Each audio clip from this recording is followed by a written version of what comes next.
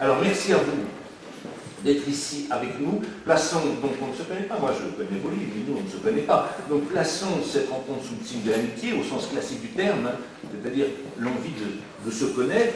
Bon, je pense qu'il faut vraiment prendre la parole spontanément et dans la plus grande liberté et la plus grande confiance. Cette thématique du héros, évidemment, comme vous l'écrivez dans votre éditorial, Marie-Noël, elle traverse toute la littérature. Elle, depuis évidemment l'Antiquité grecque, l'Odyssée, et pour ce qui est de la fiction, Dark Vador, et on a tous aujourd'hui nos héros préférés. Évidemment, on pense tous notamment à Don Quichotte, on pense à beaucoup de héros qui ont marqué la littérature, Ulysse, Don Quichotte et bien d'autres, et puis au XXe siècle, tous les anti-héros. Donc c'est effectivement une thématique très puissante, très intéressante, et c'était un plaisir de lire vos 4 livres autour de cette problématique du héros aujourd'hui. Et comment vous vous êtes emparé de cela? Et donc peut-être qu'on pourrait engager le débat sur cette thématique, parce que d'une manière ou d'une autre, vous portez, chacun avec vos propres moyens littéraires, vous portez cette figure. Hein, et peut-être que vous pourriez nous dire d'emblée pourquoi on arrivait à porter cette figure du héros. Alors ils sont tous différents, vos héros. Hein. Bien sûr, il y a des grands, voilà, c'est des héroïnes, Jeanne d'Arc, mais vos héros liés sont complètement, évidemment, d'une autre nature. Hein. Pareil pour vous. Donc, peut-être que vous pourriez nous dire ce qui vous motivait dans ce que vous avez écrit. J'imagine que vous êtes pas dit, je vais écrire un héros d'aujourd'hui. Hein. Parlez pour moi, évidemment. Non, mais je suis heureux d'être dans cette... C'est rare qu'on soit dans une sélection avec des auteurs qu'on connaît ou qu'on a lu ou qu'on aime. Alors, je ne connais pas le travail d'Olivier, mais surtout que j'ai lu avec beaucoup de plaisir un livre de Fabrice qui s'appelle Les Utopie, que mon père est un inconditionnel des livres de Michel Bernard, que je n'ai pas encore lu, mais que j'ai eu l'occasion de feuilleter, et j'ai vu qu'il y avait vraiment une écriture, ce qui est malheureusement pas le cas des livres qu'on lit souvent. Donc merci de m'avoir accueilli, enfin moi de m'avoir accueilli ici. Le héros, donc moi j'ai écrit ce roman sur des super-héros français. Pourquoi? Parce que je trouvais que le terme ne marchait pas. Je trouvais que ça ne fonctionnait pas. Super-héros français, ça fait sourire, ça ne marche pas. Et je me suis dit, pourquoi ça ne marche pas? Pourquoi est-ce qu'un super-héros est américain et pas français? Alors je suis ni sociologue ni historien, donc je ne vais pas rentrer dans des longs développements qui ne sont en fait que des intuitions pour moi sur pourquoi ça ne marche pas. Mais ce qui m'a intéressé dans la figure du héros, d'abord, c'est que vous avez dit, il y a toujours eu des héros, vous avez raison. Peut-être que ce qui, moi, me paraît caractériser l'époque contemporaine, c'est qu'il y a des héros de tout aujourd'hui. Il y a des héros, de la vie amoureuse, il y a des héros du sexe, il y a des héros du voyage, il y a même des héros du savoir-vivre. Et en fait, le héros, on a un rapport ambivalent à cette figure aujourd'hui parce que c'est une figure qu'on a envie d'aimer mais qu'on déteste un peu aussi. Parce que le héros, c'est quand même ce qu'on ne sera pas, ce qu'on risque de ne pas être. Et je ne sais pas si vous avez accès à la presse People. Moi, ça m'arrive. Parfois, j'ai des appétits de presse People et donc parfois, entre le 15 et le 30 juillet, quand je ne fais pas grand-chose, je lis Voici. Et ce que je trouve très intéressant dans Voici, c'est que pourquoi on achète Voici? On achète Voici à la fois pour voir des gens plus puissants que nous, plus connus que nous, avoir des histoires d'amour qui ont l'air comme ça, des histoires incroyables, avoir des vacances sur des îles où on n'ira jamais. Mais en même temps, on achète aussi Voici pour regarder la cellulite de Jennifer Aniston et pour se dire, en fait, quand elle n'est pas bien éclairée, elle est comme... Donc en fait, on a vis-à-vis du héros un rapport assez ambivalent, à la fois de désir et en même temps de frustration. Et le super-héros incarne ça encore plus fort, parce que le super-héros ayant des pouvoirs qui le sortent de l'humanité, eh bien, c'est cette figure, voilà, et comme moi je raconte l'histoire d'hommes ordinaires qui sont projetés dans le super-héroïsme, un beau jour, comme ça, ils se mettent à voler, ils ont 35 ans, ils se mettent à voler au-dessus de Paris. Évidemment, ce qui m'intéressait, c'est de me dire, mais ça doit être formidable ce qui leur arrive, et en même temps, ça doit être cauchemardesque. Tout à fait. Fabrice? Ouais, je voulais juste réagir à ce que disait, mais d'abord, que tu me dises comment on prononce Chadi. Voilà, ce que disait Chadi. D'abord, c'est vrai que c'est drôle d'être parti de ce paradoxe du super-héros français, parce que c'est vrai que ça fait sourire. Ça fait penser en fait à un Super Dupont de Gottlieb, tout à fait. Et pourquoi est-ce qu'il n'y a que des super-héros américains? Alors dans les Marvel, il y en a qui viennent d'autres pays que les États-Unis, mais effectivement, c'est jamais de la France. Mais de toute façon, c'est un peu toujours l'éloignement en fait qui fait l'héroïsme en quelque sorte. C'est comme chez Racine, les tragédies doivent toujours être situées loin de l'époque contemporaine ou de l'espace contemporain. Je crois que c'est vraiment le lointain qui fait le héros, parce qu'effectivement, de près, on est rarement des héros, et je suis tout à fait sensible à ce que tu dis sur Voici, parce que c'est clair, mais c'est même le fondement même de Voici, parce qu'eux-mêmes démontent les gens qui sont en train de photographier. Après, il y a des commentaires très fielleux tout le temps pour dire du mal des gens. Mais en même temps, je ne sais pas si les personnalités intérieures de Voici sont des héros. Enfin, je pense que vraiment, elles sont uniquement liées à une célébrité. Et en plus, je pense que les photographes de Voici aiment bien aussi prendre vraiment des fausses célébrités. Enfin, le gars de télé-réalité qui a 1 mois de vie célèbre et qui n'en aura pas plus, quoi, qui a son quart d'heure ou un rien. Mais sinon, bon, c'est vrai que le héros, clairement, c'est une grosse problématique littéraire, humaine. Et moi, en fait, j'ai toujours été fasciné par les héros. Vraiment, les héros littéraires, les héros cinématographiques, les héros de BD, mais je crois quand même à peu près chacun. Et c'est un thème très fort qui vient effectivement de l'Antiquité. Et personnellement, comment vivre en héros, même si j'ai un peu de distance vis-à-vis de la figure du héros et pas mal d'ironie, en réalité, je crois qu'au fond de moi, il y a une vraie admiration pour le geste héroïque. En fait, le geste du dépassement, c'est surtout ça, ce qui sort absolument de la vie ordinaire. Et on en a quand même des exemples. C'est-à-dire que le fait que, malgré tout, j'ai l'impression que toute la France a été saisie par le geste d'Arnaud Beltrame, le colonel de gendarmerie. Il y a une espèce d'appétit d'héroïsme, même si effectivement on n'en serait sans doute pas capable, mais l'espèce de geste gratuit du sacrifice de soi. Et par exemple, donc, sans parler spécifiquement de Beltrame, je pense que c'est vraiment un geste très, très particulier. Il y avait un geste héroïque dont un libraire m'avait parlé quand le livre était sorti, qui est un peu pour moi l'archétype de l'héroïsme.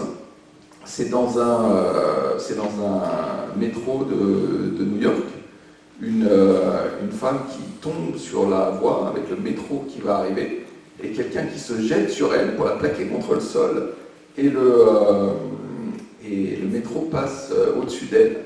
C'est un peu le geste pur de désintéressé, et avec cette espèce de fulgurance qu'il peut y avoir dans l'héroïsme. Alors après, il se trouve que, je ne sais pas pourquoi j'ai retenu ce fait divers, et qui était dans un discours de Trump, qu'il avait repris d'un discours de Bush. Donc à la fin, je ne sais même pas si ce geste héroïque a vraiment existé. En fait, c'est peut-être une fake news qui est relancée de président en président. Mais voilà, ça veut dire que ça frappe l'esprit des gens. Oui. Cette question du geste, avant d'en arriver à Olivier, cette question du geste héroïque, il se distingue d'ailleurs de la question de l'attribut, parce que chez vous, les héros ont des attributs, ils ont du pouvoir. Tout à coup, il y a quelque chose qui leur tombe dessus, ils ont ce pouvoir, il faut savoir les utiliser d'ailleurs, ces pouvoirs. C'est bien difficile d'une certaine manière. Mais la question du geste est effectivement fascinante. C'est-à-dire qu'il y a un moment où l'avant ne rime plus avec l'après. Tout à coup, et c'est insaisissable ce moment dans le temps, il est dans l'espace et dans le temps. Et c'est ça qui est extraordinaire. Tout à coup, quelque chose arrive. Alors, Olivier, vos héros, évidemment, ce sont des héros du quotidien, en fait, des héros qui ont une vie exceptionnelle malgré tout. Oui, c'est une vie exceptionnelle. En fait, je ne considère pas qu'on est un héros H24. Tu disais tout à l'heure, le geste héroïque, c'est exactement ça. On est héros 3 secondes. Oui. Arnaud Beltrame a été héros 22 secondes. Il a décidé. C'est le geste de dépassement. Et puis cet acte héroïque est un couronnement. Et vous êtes un héros pour toute votre vie. Mais pour une action qui a duré 10 secondes. Vous pouvez être un salaud toute votre vie et avoir un geste héroïque. Est-ce que ça fait de vous un héros ? Le super-héros, effectivement, il a des attributs. Le héros, son attribut, c'est quoi? C'est qu'à un moment donné, il se dit j'ai pas peur de la mort, je suis plus fort que la mort, j'ai pas peur de moi, je suis dans une totalement altruiste. L'héroïsme, c'est plus un cri qu'un état prolongé. C'est plus un réflexe. Et puis, ce que j'aime justement dans le polar ou dans le roman noir, c'est qu'on va pousser les personnages jusqu'à leur point de surtension. On va les amener à ébullition. Et à ce moment-là, il y a une sorte d'animal totem qui sort, il y a une sorte c'est le cerveau reptilien qui prend la place, et à ce moment-là, soit on devient un salaud, un pleutre, un lâche ou un héros. Il n'y a pas énormément de choix. On a apporté à ébullition et on va réagir. On va réagir comment? Alors il y a cette histoire effectivement que tu racontais. Tu sais plus si elle est vraie. Moi j'en ai une autre, je sais qu'elle est vraie puisque j'y ai assisté. Alors j'ai été flic pendant 18 ans en 93. Et, vous l'êtes toujours? Non. Je suis en disponibilité, donc je suis toujours capitaine, mais je ne vais pas au boulot, en fait je suis un flic de pacotille. Vous pouvez attendre à tout instant, vous pouvez redevenir capitaine. Donc les gilets jaunes, je n'ai pas fait. Voilà, et j'en suis bien heureux. J'en suis bien heureux parce qu'on comprend très facilement, et c'est une parenthèse, pourquoi il y a une augmentation du taux de suicide drastique chez les policiers. C'est que c'est pas notre job de vous taper. Ah bon? Notre job, notre ADN, c'est de vous protéger. Et donc c'est très difficile pour nous ces temps-ci de passer le samedi entier à faire des murs de lacrymogène. Enfin, en passant à autre chose. Donc voilà, on est appelé sur un immeuble, il y a une fuite de gaz, l'immeuble va sauter. Les pompiers sont bloqués dans un embouteillage. On réussit à ressortir quasiment la totalité des gens qui sont à l'intérieur. Et un des gardiens de la paix qui est là entend, alors moi j'étais pas sur le terrain, j'adorerais pouvoir vous raconter, je dis on, nous, mais c'est l'institution, j'y étais même pas. Et ce gardien entend qu'au dernier étage il y a une vieille dame, et les pompiers lui disent oui mais sauf que l'immeuble va sauter.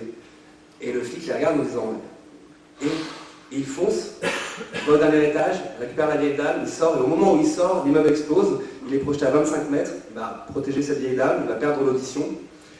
Et voilà, c'est un héros. Sauf que c'est un gros con. Ah oui, j'ai bossé avec lui, le mec était insupportable, mon Dieu. Alors voilà, qu'est-ce que c'est que le héros? Voilà, c'est ce geste, c'est ce moment de luminosité, c'est ce monde... voilà. Est-ce qu'on a un génie tout le temps, ou est-ce qu'on a un génie quand on a découvert une formule qui va changer le monde? Voilà, il y a quand même cet instant d'héroïsme qui est comme une sorte d'étincelle, et c'est ça qui est magique, parce que cette étincelle est capable de couronner toute votre vie en héros. Est-ce que c'est parce qu'il était un gros con d'habitude qu'il a été un héros? C'est-à-dire que, est-ce que, voilà, c'était genre le gars complètement bourru, obtus, qui croyait qu'en sa propre vérité, et donc au moment où il a voulu y aller sans écouter qui que ce soit? Est-ce qu'il y a un rapport entre un gros con et un héros, ou c'est vraiment complètement déconnecté? Alors je ne sais pas si c'est complètement déconnecté, mais les héros gros cons, il y en a plein. Il faut quand même voir que Batman, c'est pas le mec le plus sympathique du monde. Ça, c'est une évidence, pour le connaître personnellement. Et ouais, désolé. Donc voilà, je ne sais pas vraiment si c'est une connexion entre ça, mais j'ai rien de plus à dire. Oui, mais vos personnages, de nombreux personnages, sont portés aussi par l'histoire. C'est-à-dire qu'il n'y a pas que le geste, il y a aussi le mouvement de l'histoire, il y a aussi la migration, les micros, mais les galères. Oui, c'est le mouvement de l'histoire qui nous rend héros. On n'est pas héros dans son salon, on n'est pas héros. On est héros quand on va justement, quand on s'intègre dans l'histoire. Et là, pour le coup, c'est l'histoire d'un père qui envoie sa femme et sa fille dans la jungle de Calais. Il est syrien, il fait partie de la police militaire syrienne, il envoie sa femme et sa fille. Il essaie de faire un coup d'État en Syrie contre Bachar el-Assad, et il sait qu'il y a deux options. Soit ça va marcher, soit ça va rater, et si ça rate, il va y avoir un contrat sur sa tête. Donc il envoie sa femme et sa fille dans la jungle de Calais. Il va faire ce trajet à 2 semaines de différence. Et quand il arrive dans la jungle de Calais, sa femme et sa fille n'y sont pas. Et il va les chercher pendant des semaines et des semaines jusqu'à atteindre la folie. 80% des gens qui étaient dans la jungle de Calais étaient atteints de troubles psychiatriques. Ça allait de la simple dépression à la schizophrénie profonde. Mais c'est cet ennui, cette répétition du néant et cette interdiction. Ils veulent aller en Angleterre et c'est les Français qui leur disent non. Alors déjà ils ne comprennent pas les acteurs, pourquoi les Français les empêchent d'aller en Angleterre, tout ça. Et puis il va y avoir un meurtre, un deuxième meurtre dans la jungle de Calais, et lui va se rappeler que son ADN de flic, c'est d'enquêter sur ces meurtres-là, et alors que son objectif c'est de retrouver sa femme et sa fille, il n'arrive pas à s'empêcher d'aller aussi résoudre ça, parce que c'est son ADN. Est-ce que ça fait de lui un héros ou alors un flic borné? Je sais pas. À côté il y a Bastien, c'est un petit flic de Calais, et donc ce flic syrien va aller voir Bastien, ce flic de Calais, pour lui dire il y a quelqu'un qui tue dans la jungle de Calais, est-ce que tu veux pas y aller? Et Bastien lui dit non, parce que vous n'existez pas. Vous êtes des fantômes. Et de toute façon, on ne peut rien faire contre vous et on ne sait pas quoi en faire. C'est-à-dire qu'on ne va pas vous arrêter parce que déjà on ne peut pas vous arrêter, c'est déjà vous intégrer dans le système judiciaire français, donc vous intégrer en France. Donc moi, je ne peux pas en tant que policier. Mais en tant qu'homme, je peux. Et c'est cette histoire de deux hommes qui vont essayer de régler une enquête de police et surtout essayer de sauver un enfant à l'intérieur de la jungle de Calais. Est-ce que le lundi matin, quand ils n'étaient pas au courant de tout ça, ils étaient des héros? Est-ce qu'ils savaient ce qu'ils allaient faire? Est-ce qu'on se prépare à être un héros ou est-ce qu'à un moment donné, c'est violent, brutal, on est devant un choix et il va falloir agir? Est-ce que justement le commandant Beltrame, il s'est dit ce matin-là, en embrassant ses enfants, qu'il n'allait pas rentrer le soir parce que c'est un héros? Évidemment non. Et puis à un moment donné, il a eu ce flingue devant les yeux, il a vu les otages et il s'est dit ouais, je pense que si je donne ma vie, ça peut faire quelque chose. Vous voyez le pouvoir de la fiction. Il a réfléchi 2 minutes, il a réfléchi 2 secondes. Le pouvoir de la fiction pour nous, lecteurs, c'est de participer de cette vie en fait, que vous décrivez, qui est la description de la jungle de Calais. Vous aussi l'avez lu, c'est impressionnant. Enfin, moi, je ne suis jamais allé dans la jungle de Calais, je ne sais pas si vous y êtes allé. Et là, on participe vraiment, on est avec votre personnage et c'est une réalité. Alors, c'est une des marques aussi de ce qu'on a appelé le retour au réel, hein, d'une partie de la littérature depuis les années 80, où effectivement la littérature prend en charge une part de la réalité du monde contemporain. Et là, vraiment, on a tout un versant qui est une terrible réalité, enfin, une violence, en même temps une violence, et puis tout le passage également sur la traversée. Hein, c'est terrible. Bah, surtout pour le polar, après je défends ma chapelle, mais c'est vrai que le polar c'est une arnaque séculaire, c'est-à-dire qu'il y a un assassin, il y a un flic, à la fin le flic arrête l'assassin. Oui, mais je pense que vous êtes on peut le lire sans se dire que c'est un polar. Hein. Ah, tout à fait, mais l'intérêt du roman noir, en fin de compte, c'est qu'il est sociopolitique, donc socio, la société, politique, police, qui doivent vivre ensemble, donc c'est la même chose. Mais on va s'emparer du quotidien. Et le quotidien, mon quotidien c'est le vôtre, et si je m'en parle de fait de société d'aujourd'hui, alors ça ne peut que vous toucher. La jungle de Calais, dans mon dernier roman, une femme défigurée pour parler de la superficialité et de la surface des choses. Le premier roman, c'était sur les trafics des chiffres de la criminalité. Le troisième, c'était sur l'état des prisons en France. Des sujets complexes, mais si on fait ce petit truc ludique du polar autour, alors on fait lire et on lit et on écrit sur des sujets complexes, des sujets d'aujourd'hui, du quotidien, donc de votre quotidien. Donc le roman noir n'est jamais plus proche de son lecteur qu'à ce moment-là. J'arrête de parler parce que j'ai parlé. On évoquait justement la question de l'histoire, et on croit justement les personnages se révèlent au contact de l'histoire, ils sont pris dans l'histoire et révèlent l'histoire, ils sont révélés par elle. Alors évidemment, Michel Bernard, vous êtes en plein dans cette question avec votre livre sur Jeanne d'Arc, n'est-ce pas? Et petite parenthèse, Michel Tournier, hein, ici on est dans le paysage Tournier, Michel Tournier a évoqué bien évidemment avec Gilles et Jeanne cette question, mais que vous abordez vous d'une manière singulière, puisqu'on est vraiment dans la question de l'itinérance et de l'itinéraire. Moi, ce qui m'a frappé beaucoup dans votre livre, c'est la brièveté. La brièveté de cette fulgurance finalement. Hein, 1429, 6 mois. C'est dingue. Hein. Et en 6 mois, c'est un sillon qui va traverser voilà, jusqu'à nous. Enfin, voilà. C'est 6 mois d'une vie de cette femme. Et comment avez-vous eu l'idée d'écrire sur Jeanne d'Arc aujourd'hui? Et pourquoi Alors, parce que je suis du même coin, je suis du Barrois. Ah oui. Jeanne d'Arc n'était pas Lorraine, parce que le duc de Lorraine était parti pour les Anglais. Elle était du Barrois, c'est qu'elle était du sujet du duc de Bar, et le duc de Bar était un vassal du roi de France. Oui. Donc elle se sentait, non pas française, mais dans la mouvance du royaume de France. Elle se sentait proche des... Avec un petit accent. Un fort accent. Fort accent, oui. Un fort accent qui devait d'ailleurs être assez proche de celui des Lorrains qui était en face de toute la Meuse. Mais j'aime bien quand vous faites entendre, enfin quand vous faites entendre pas dans la langue, mais quand vous signalez cette question, même le roi de France il a du mal à la comprendre. Oui. Il écoute avec beaucoup d'attention parce qu'elle a un accent assez lourd, et comme elle va lui faire des révélations qui sont d'origine divine, il va absolument entendre ce qu'elle lui dit, mais elle a ce parler lorrain qui est un peu, pour un homme du Val-de-Loire, ce qui est le roi, qui est difficile. L'histoire nous raconte l'histoire des circonstances, hein, et pour qu'il y ait un héros, il faut qu'il y ait des circonstances. Si la France n'avait pas été envahie, Jeanne d'Arc aurait épousé un paysan du Barrois, elle serait devenue mère de famille, sûrement une excellente mère de famille. Mais la France était envahie, le pays était ravagé, il y avait beaucoup de souffrances. La France était menacée de disparaître, hein, puisque le roi d'Angleterre était installé à Rouen. Paris était occupé par les Anglais et ses alliés bourguignons. Donc il y avait des circonstances. Mais il faut autre chose. Il faut qu'à l'intérieur de la personne, que les circonstances ont révélé, il y ait quelque chose d'étrange.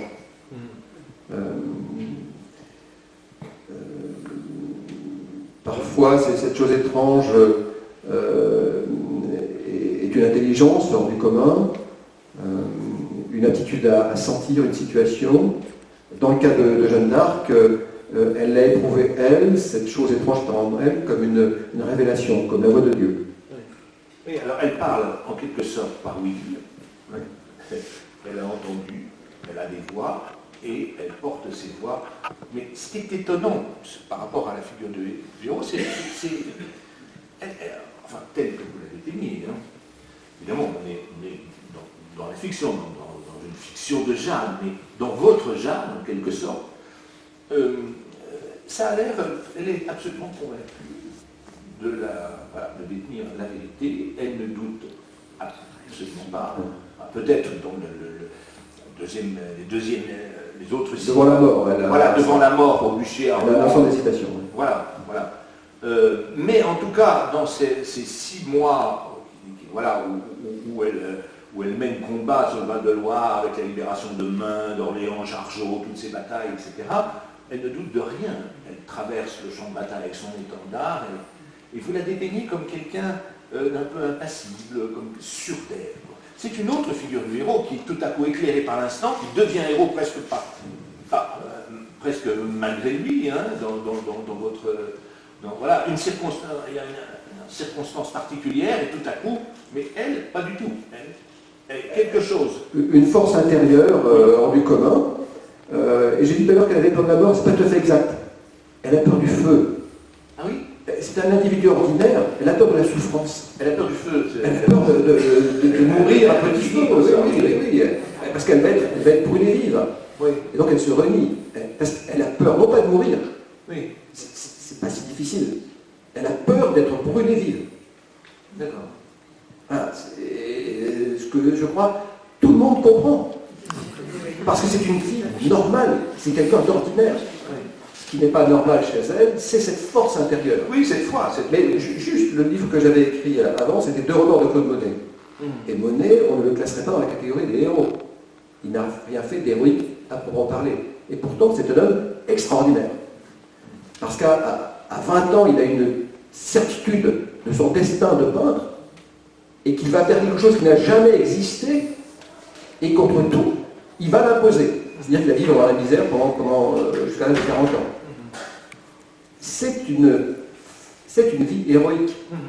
Il est porté par quelque chose et rien ne le retient. Je crois que c'est ça. C'est le fait qu'il y ait dans une personne une force, qui peut être une force de création, une capacité de réaction, d'indignation, ce qui était le cas de Jeanne d'Arc, et puis des circonstances. Je travaille actuellement sur Napoléon, autre héros, qui serait comme celui de Michel Tournier, hein, parce que le Gilles et Jeanne, c'est à la fois l'héroïne et le monstre. Ah oui, tout à fait. Chez Napoléon, il y a les deux. J'ai lu la biographie de Patrice Guéméfé, que je recommande, hein, admirable sur Bonaparte, et il dit, s'il n'y avait pas eu la Révolution française, événement considérable, qui bouleverse de fond en comble un pays et toute l'Europe, qui met le feu à l'Europe, s'il n'y avait pas eu la Révolution française, il est probable que ce petit officier corse, il serait retiré dans ses terres, et il serait devenu une sorte d'indépendantiste corse, et rien d'autre. Mais il y a eu la Révolution française, et il est devenu cet homme hors du commun. C'était en lui. Mais c'est des événements considérables qui ont révélé ce qui était en lui. C'est la même chose dans le cas de Jeanne d'Arc. Et je crois que c'est dramatique pour un être humain. Et après, on a fait des livres comme ça. C'est Lord Jim, de Conrad. C'est de passer à côté des circonstances et de ne pas faire ce qu'on aurait pu faire. Ça, je crois que c'est absolument terrible. Le colonel Beltrame, à juste titre, c'est un héros, mais il choisit à 18 ans la carrière militaire, c'est pour se battre. Il était militaire avant, il a fait Saint-Cyr. C'est pour se battre, c'est pour mettre sa vie en danger, c'est pour avoir une vie de héros qu'il choisisse le métier. À ce moment-là, on peut tous essayer de se mettre à sa place. J'y vais ou j'y vais pas. Et parfois, ça se passe. Personne ne demande d'y aller. Au contraire, tout me demande de rester à mon poste et de commander les forces qui sont sous mes ordres. Mais il a été mu par cette pulsion profonde qui était en lui de faire ce qu'il ne fallait pas faire pour essayer de sauver des gens, comme le policier que vous avez cité là. Et les circonstances étaient là, elles passent à sa portée, il est prêt à saisir le moment. Alors avec Napoléon, on est dans le grand mouvement de l'histoire. Avec Jeanne d'Arc, elle semble quand même habitée par une certitude qui fait qu'elle va à la rencontre des événements, et à la limite elle les crée, les événements. Mais c'est tout de même pas la même chose. Le héros de votre livre, Fabrice, lui, se trouve vraiment confronté à une circonstance qui dure une fraction de seconde dans le train. Vous pouvez nous raconter cette scène où tout à coup, oui, c'est l'opportunité se présente, oui. Un peu fantasmatique. Je crois que tout le monde y a pensé un jour dans sa vie. Donc il se trouve dans un train de banlieue avec quelques personnes dans la rame. Une jeune femme entre. Et puis 2 stations plus tard, une bande entre dans la rame et commence à ennuyer la jeune femme. Et le jeune homme ne sait pas quoi faire, ou plutôt il sait ce que serait son devoir, et en même temps il a terriblement peur. Tristan, c'est ça. Tristan, qui a été nommé par son père Tristan parce qu'il fallait absolument qu'il soit un héros. Donc tout investi de l'héroïsme familial doit absolument intervenir, mais il a très très peur.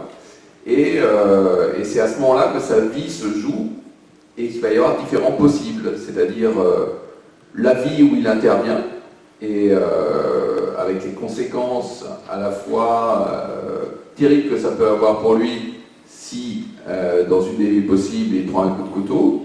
Une autre vie possible, au contraire, ça se passe bien et de façon ingénieuse, il réussit à s'échapper avec la jeune fille.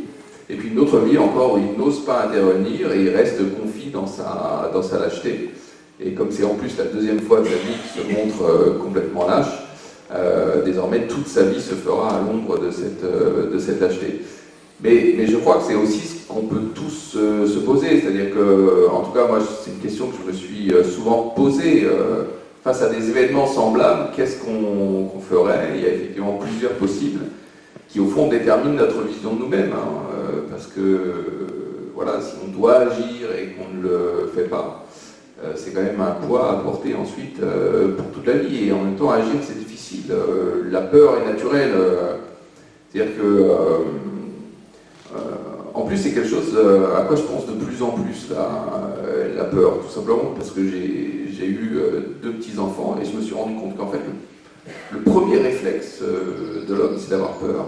Et souvent, à juste titre, c'est parce que, voilà, c'est comme ils sont tout petits, tout fragiles, ils ont peur de tout, du nombre, d'un cri dans la rue, des chiens, et ils ont tout à fait raison d'avoir peur des chiens, mais en fait, voilà, cette peur que je me suis représentée si souvent, je me suis rendu compte que finalement c'est une condition essentielle chez l'homme. Et c'est vrai que Tristan a peur. Il doit agir, mais il a peur et il n'ose pas le faire. Mais je crois que c'est un peu toujours ce qui peut se poser à nous dans notre vie, cette espèce de geste qu'on doit avoir. Est-ce qu'on va le faire ou est-ce qu'on ne va pas le faire? Et moi, c'est une grande question. Alors, une fois que, d'une certaine manière, le héros Tristan est couronné, en tant que héros, puisqu'il a accompli ce geste, et donc, en quelque sorte, il a sauvé Marie.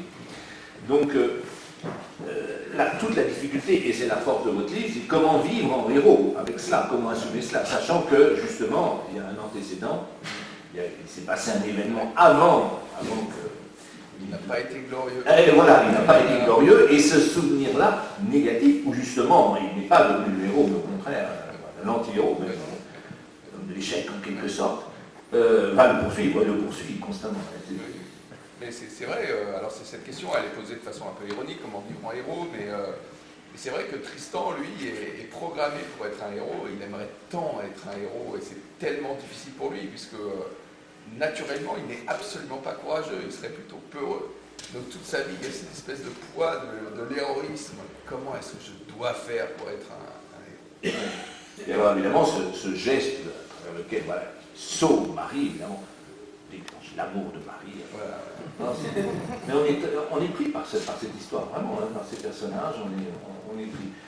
Mais là encore, c'est l'événement, et on y répond presque spontanément, en un quart de seconde, hein, l'avant ne rime plus avec l'après, tout d'un, on est héros, mais c'est différent de ce qui peut se passer, me semble-t-il, pour Jeanne, où elle semble habitée de toute façon par une telle certitude que vraiment, il faudrait vraiment qu'elle meure pour qu'elle ne soit plus l'héroïne qu'elle fut. C'est tout de même assez différent. Oui, mais on est quand même plusieurs à être revenus sur cette histoire de moment. Parce que c'est vrai que tu disais 22 secondes, et moi je dis 38 secondes. Il y a plusieurs chapitres autour du leitmotiv des 38 secondes. Et c'est vrai que c'est ces quelques secondes qui vont déterminer quand même toute la vie. Et c'est pas pour dénigrer Jeanne d'Arc, on l'adore. Mais il y a aussi une certaine facilité dans son héroïsme.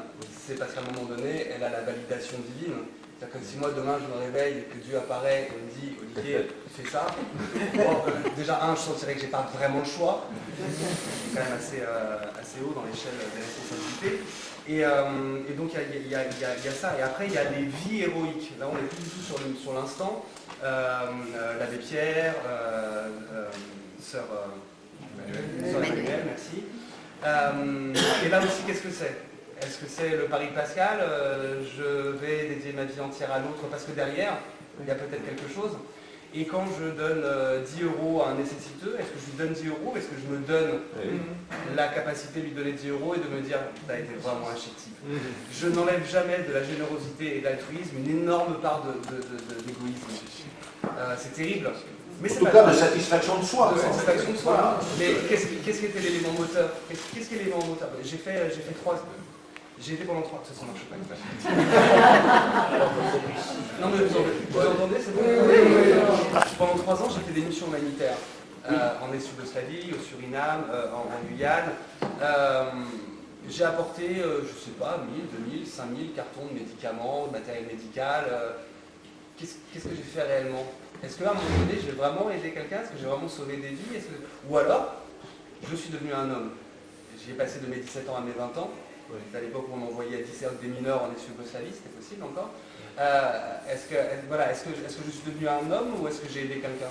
Moi, je pense plutôt que c'est moi qui en ai bénéficié le plus. Voilà, c'est le héros. Il est vraiment dans cette fraction de seconde. Il est vraiment dans ce dépassement, dans cet oubli absolu de soi-même. Le héros, il est héros parce qu'il n'a presque pas le temps de réfléchir. Il saute, il tend la main, il réagit. Quand on commence à mouliner sur ce qu'on fait, il y a toujours cette petite voix qui dit « Mais vas-y, fais-le, c'est toujours bien pour ton karma ou c'est toujours bien pour après. » Donc voilà, et puis alors en plus, quand on a en plus l'adoubement divin qui dit « T'inquiète, je suis là. » Alors, non, Merci beaucoup Olivier, parce que je vous en prie. Tu vas me permettre de montrer pourquoi Jeanne d'Arc c'est le plus grand héros de notre histoire. Avec grand plaisir. Elle a ses révélations à l'âge de 12-13 ans. Elle ne sait pas exactement quand elle est née.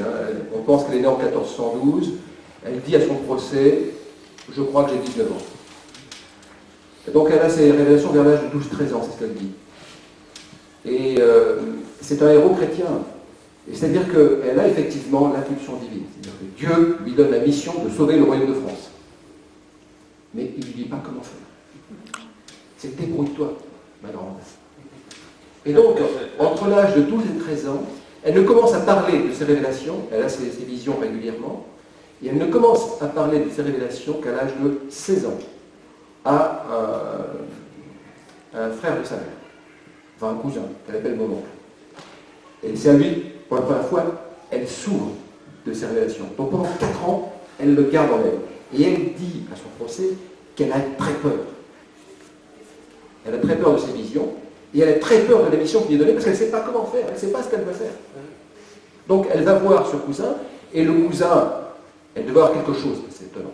Le cousin, qui est un paysan d'un village à côté de Domremy, lui dit, on va aller voir le Seigneur, et puis lui, il saura quoi faire. Donc il l'emmène voir le Seigneur de Vaucouleurs, qui la reçoit très mal. Il dit, mais c'est une dingue.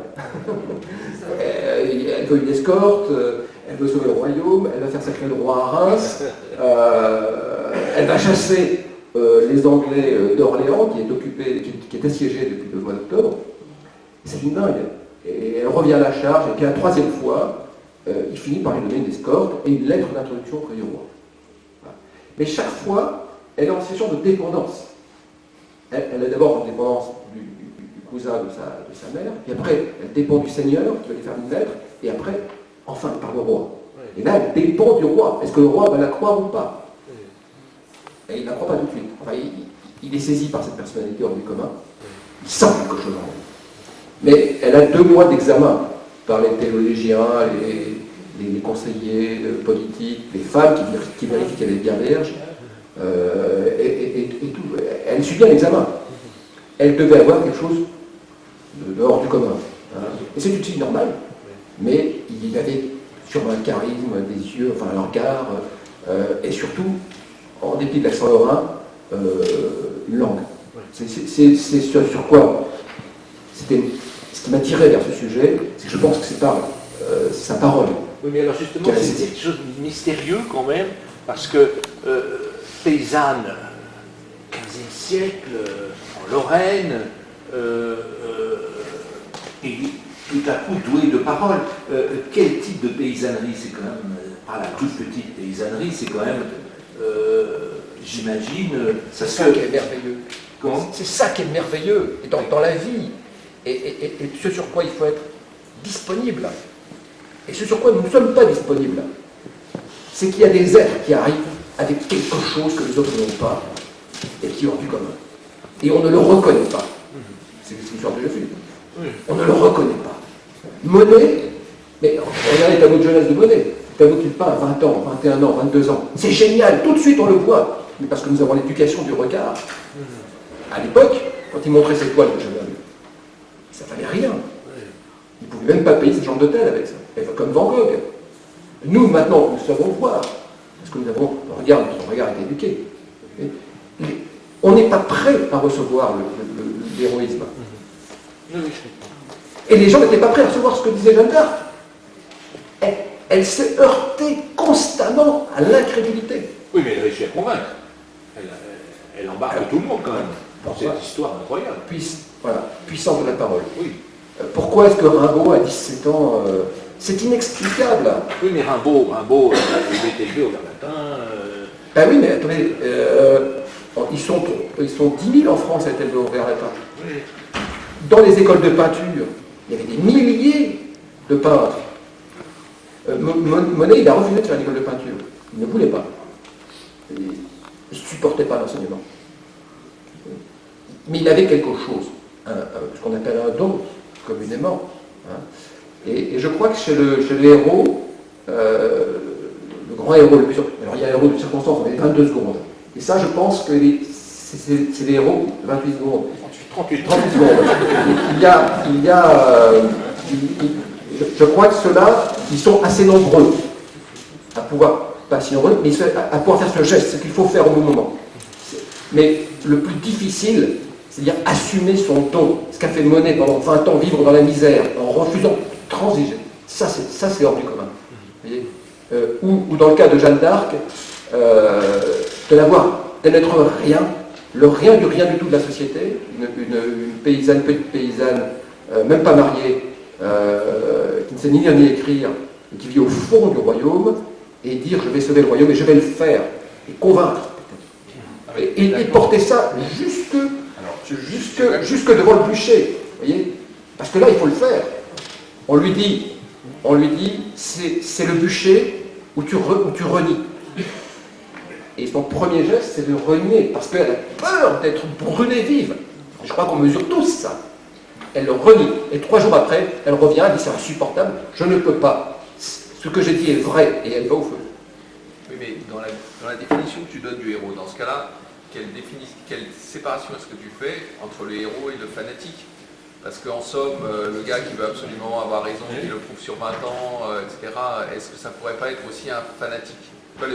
L'avantage du héros dans l'instant, comme ça, pour en sauver un autre, dans le dépassement, c'est de l'héroïsme pur en quelque sorte. Alors qu'une idée de soi qui forge un destin, ça peut être aussi un fanatique.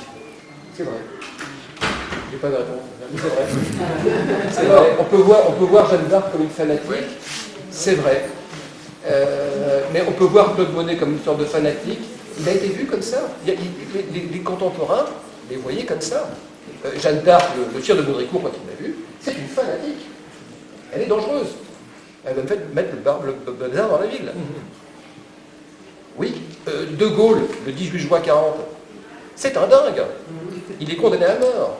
Et la quasi-totalité des Français estiment qu'il est factieux, enfin, c'est un type dangereux.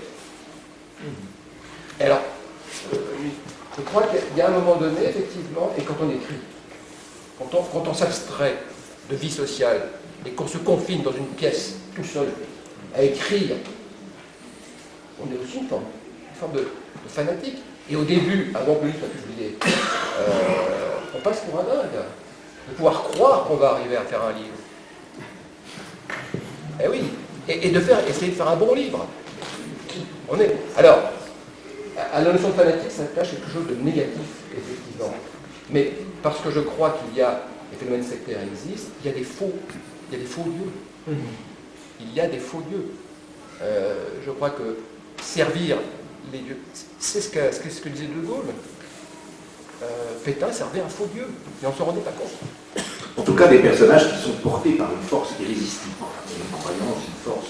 Alors, Chablis, vous, c'est un peu... Peut-être que cette force, peut-être aussi, elle doit avoir un caractère bénéfique.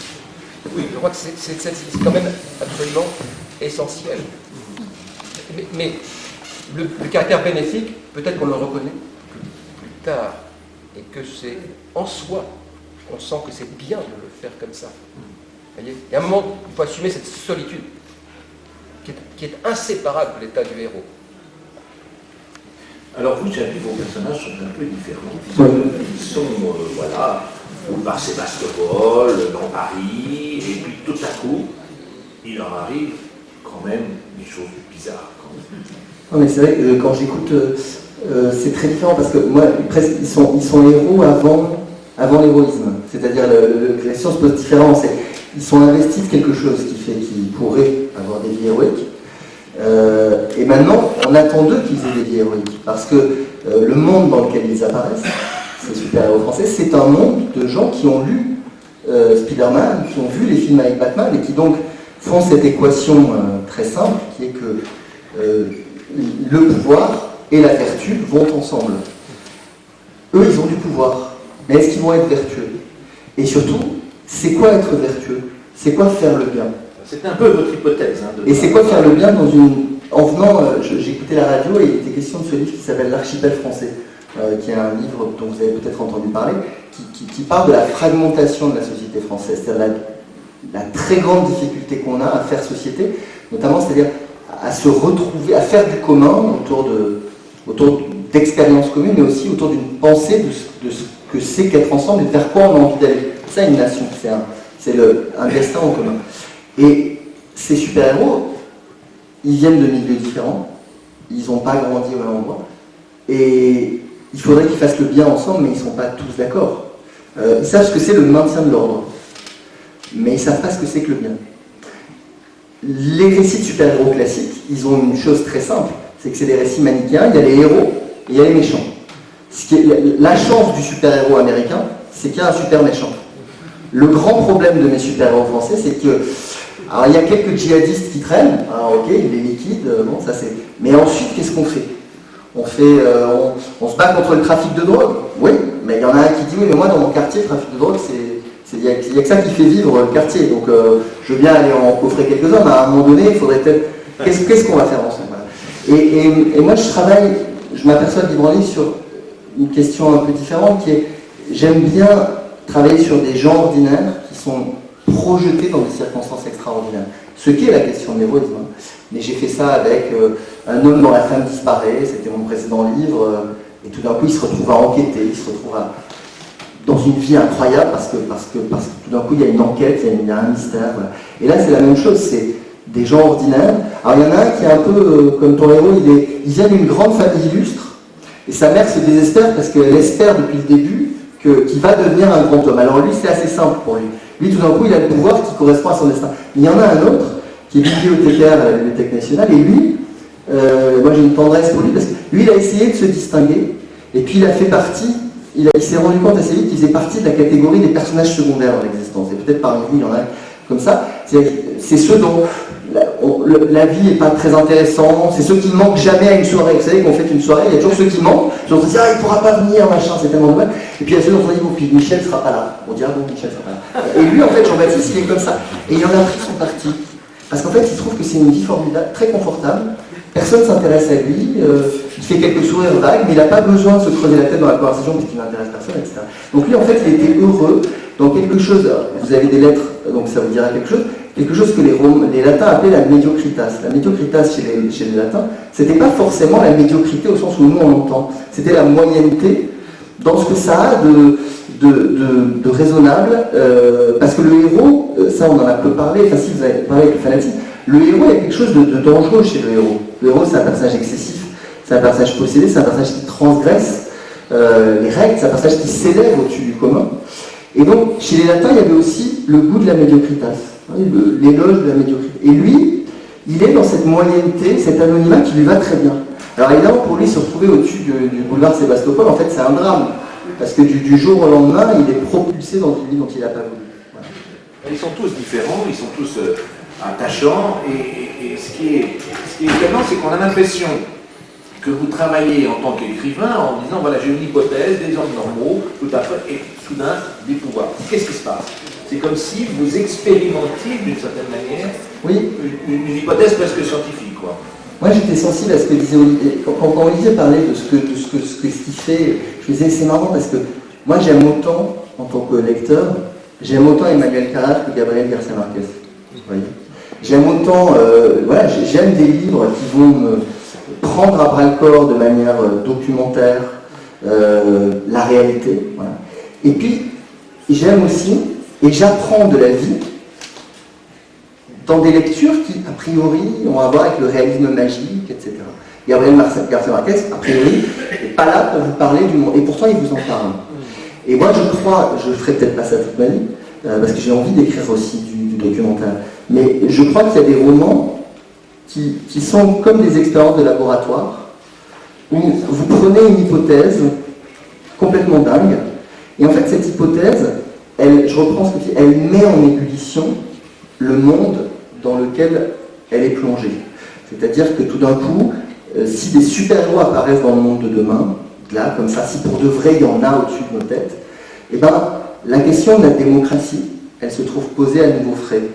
La question de notre histoire, elle se trouve posée. Vous voyez, ce sont des endroits, ce sont des expériences de pensée où des questions qui nous préoccupent profondément se retrouvent posées différemment. Moi, la question de l'amour m'interroge le livre, et je me dis, là, voilà, si je suis marié de manière très heureuse à une institutrice, mais que du jour au lendemain, je me retrouve dans le ciel à pourchasser c'est possible ou pas encore cette histoire d'amour? Ça marche ou pas? Ça marche l'hyper-célébrité avec...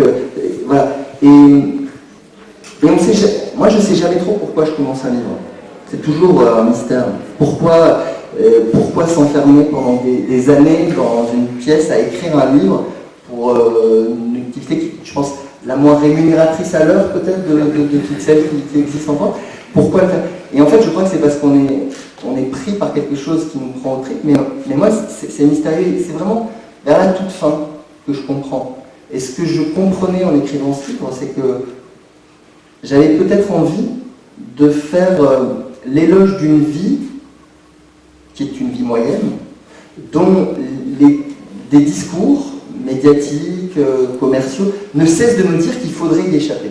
Voilà. Je crois qu'on est bombardé de messages qui nous disent il faudrait que vous aimiez mieux, il faudrait vivre ailleurs, soyez-vous, réinventez-vous, on ne cesse de nous dire échappez à qui vous êtes. Voilà. Et parmi les super-héros, il y en a qui finissent par avoir une mélancolie immense pour une vie qu'ils n'ont pas suffisamment aimée et qui est à jamais perdue. C'est exactement ça. Très bien. Je crois que le temps passe, hélas. Peut-être que vous avez quelques questions à nos quatre auteurs, quelques remarques, envie de leur dire quelque chose. Oui. Moi, je voudrais revenir sur l'idée de fanatisme. La différence entre le héros, comme Jeanne d'Arc, et une fanatique, c'est qu'un fanatique, il fait école, il entraîne dans son sillage, avec plus ou moins de bonheur, mais il entraîne une foule derrière. Bon, d'accord, Jeanne d'Arc, elle emmenait des soldats, mais c'était des soldats. Ils étaient soldats avant qu'elle ne les appelle à être soldats. Alors que chez les fanatiques, un fanatique, il peut entraîner derrière lui des gens qui n'ont pas pensé à suivre son idée, son idéal, avant qu'il ne les oblige à le faire. Alors, on va sur les cette réponse, je pense que la réponse arrive. on peut imaginer. Pardon. Pas vrai, c'est le fanatisme. En même temps, on peut tout à fait imaginer un plastique solitaire, c'est quelqu'un qui entoure sa taille de bombe et qui va se faire sauter. Ça, pour le coup, il est entièrement solitaire, il y en a pas mal d'exemples. Alors c'est sûr, il y a toute une idéologie pour le fanatique. Après, je ne sais pas si on ne relie pas trop le fanatique actuellement au fanatisme religieux. Peut-être qu'il faudrait que je pense les choses autrement, mais j'ai l'impression en tout cas que fanatisme et solitude sont quand même pas en opposition. Après, c'est intéressant, c'est ce que vous disiez tout à l'heure, c'est la place de la littérature. Là, vous venez de nous proposer quelque chose. Est-ce que le fanatique n'emporte pas avec lui? On vous a sorti à peu près une phrase et demie. Mais si on prenait une feuille blanche, et toujours avec la même connaissance, c'est-à-dire seulement la nôtre, on pourrait écrire une page, 2 pages, 3 pages, 4 pages, en fait chercher en nous la réponse à tout ça. Et la littérature, parce qu'on bloque un temps et qu'on va réfléchir sur ce sujet, on ne va pas réfléchir en allant prendre l'information, ou en allant sur Google, ou en allant rencontrer des gens. On va déjà commencer par écrire 10 pages dessus, et on va réaliser qu'une grosse partie des informations, on l'a en nous. Donc ce qu'on va faire, c'est qu'on va prendre 10 pages, et on va vous répondre dans à peu près 1h30 sur le fameux fanatisme, parce que c'est vrai que la question est très intéressante, mais je pense que le héros peut emmener avec beaucoup de gens avec lui. Le fanatique peut être isolé. Le héros aussi peut avoir été embrigadé pour devenir ce héros-là, le fanatique aussi, et ça peut être aussi un loup solitaire. Donc c'est... Et vous me laissez 1h30 pour faire la même chose, et ça fait 3 heures. Allez, c'est parti. Moi, c'est... Merci Olivier pour cette belle conclusion sur le pouvoir de la littérature et de la réflexion et de la pensée. Je crois qu'on peut les applaudir.